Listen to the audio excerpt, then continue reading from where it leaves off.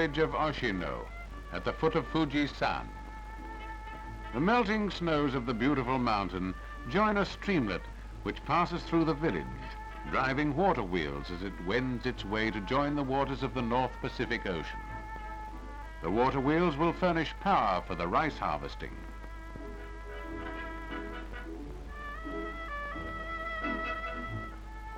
The crystal clear waters leave the mill race and enter the stream which passes by the rice farm. Only in Japan does the water of a prosaic stream take on such vivid coloring as it passes over the water weeds beneath its surface.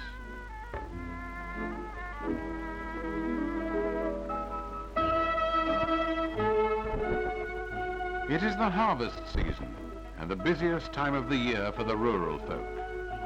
They have cut the rice crop by hand sickle and have stooked it ready for the removal of the grain from the rice straw.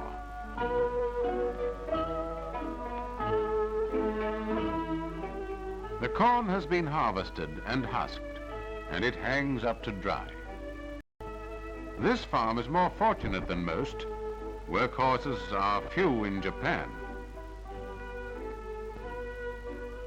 In the courtyards, the family secures the bean crop by flailing the harvested vines.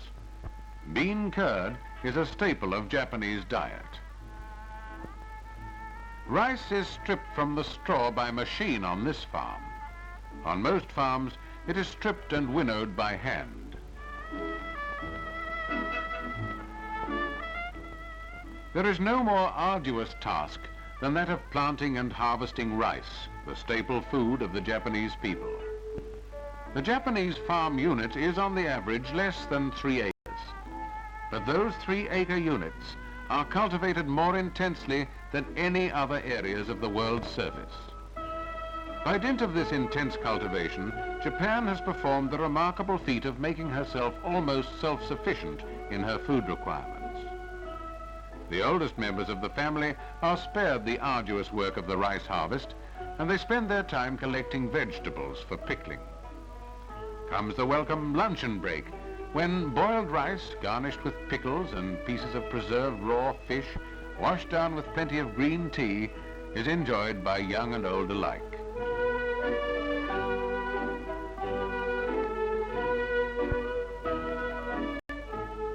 There is no more beautiful waterway in the world than that of the inland sea. The waters of this sea provide an important source of food for the many fishing villages nestling closely together along the coastal shores of the island of Honshu. The people of these villages live in closely knit communities, from which come the expert fishermen who reap a marine harvest, not only from the sheltered waters of the inland sea, but from the length and breadth of the Pacific Ocean.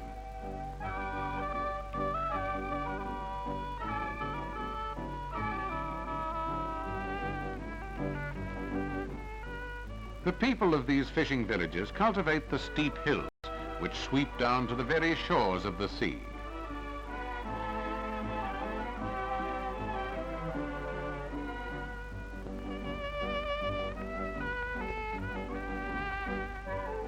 So restricted is the available arable land that the village graveyard is limited to a small area on a hilltop.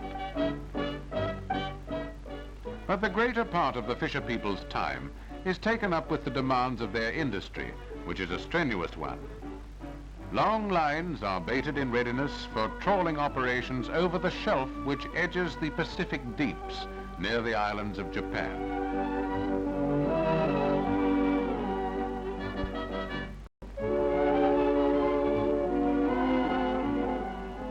Water is a problem for most of the villages, but the young women perform the task of water carrying with a grace that one might envy.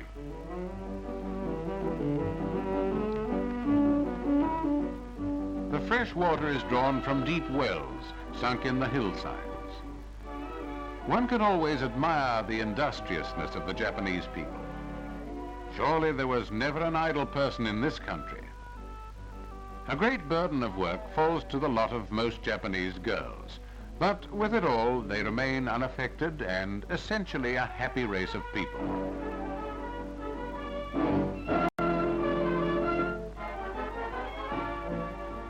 And so, winter and summer, the Japanese girls carry, day in, day out, the fresh water for the household needs of their families.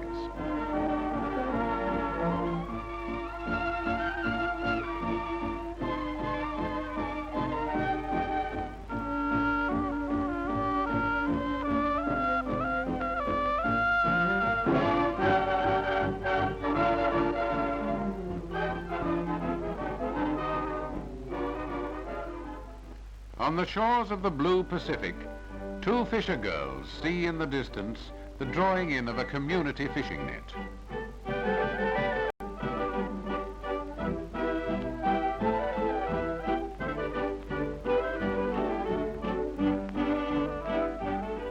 All members of the village join in this work, the men going out into the sea, sometimes submerged, to help haul in the big net. The other members of the village community haul the net in from the beach. The economy of the Japanese fishing industry is of extreme importance to the nation. Fish and fish products form the main animal food of the people, being second only to rice in the nation's diet. More than 20% of the population of Japan is employed directly or indirectly in the fishing industry, which is the country's leading enterprise. Coastal fishing within 10 miles of the shores is the principal type of fishing in Japan and employs 9 out of every 10 fishermen. But the other 10% of the fishermen are involved in deep sea fishing and bring home 40% of the nation's yearly catch. The main catch in the coastal waters is the sardine, and much of this is converted into oil and fertilizers, about 1/3 being retained as food.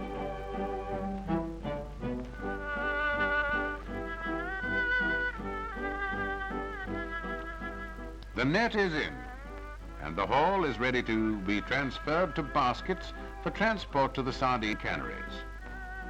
Some of the fish will make a tasty morsel for the evening meal, but most will be sold, as it is the village's only source of income.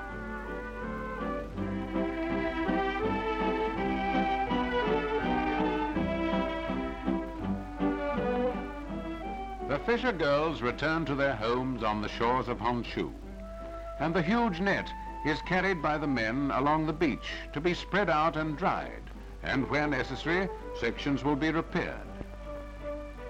These people live a simple life, in which their chief preoccupation is in the winning of a living from the narrow terraces of their closely cultivated hillside farms, and from the waters of the seas surrounding the islands of Japan, and from the broad Pacific Ocean. They are the mainstay of the nation, since they contribute largely to the food resources of the country and are in addition self-supporting. They have earned the title of the world's best fishermen, and no one will deny them this distinction.